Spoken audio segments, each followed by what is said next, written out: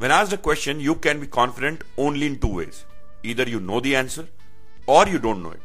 Now, knowing or not knowing the answer is something that we choose, especially in current age that is so technology and information driven that every answer is simply a click away. It is more ignorant to not know how to find the information. Now, as rightly put by Louis Pasteur, fortune favors the prepared mind. So in case you don't trust me, then trust him. Now that you have got a call from your dream employer for an interview, which could start with a direct face-to-face round or a telephonic round, which is more common these days, there are some things which you must do.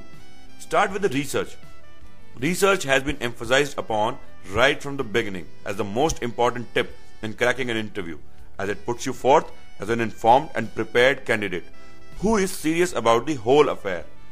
Now, I believe a lot of research must have already been done regarding the company at the time of putting up the CV, but that research was more from the perspective of making a choice to apply.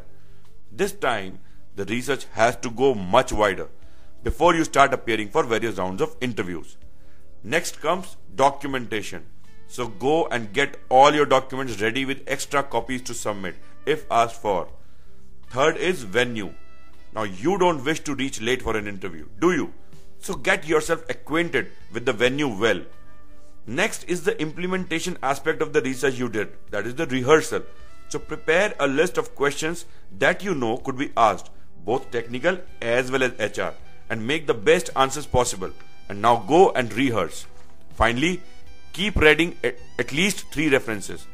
Usually references are asked from current employer, previous employer, and the institute where you completed your education or qualification. Now, whether it is a face-to-face interview or a telephonic interview, sincerely do all the 5 things mentioned above, and the chances of success are highly assured. Good luck.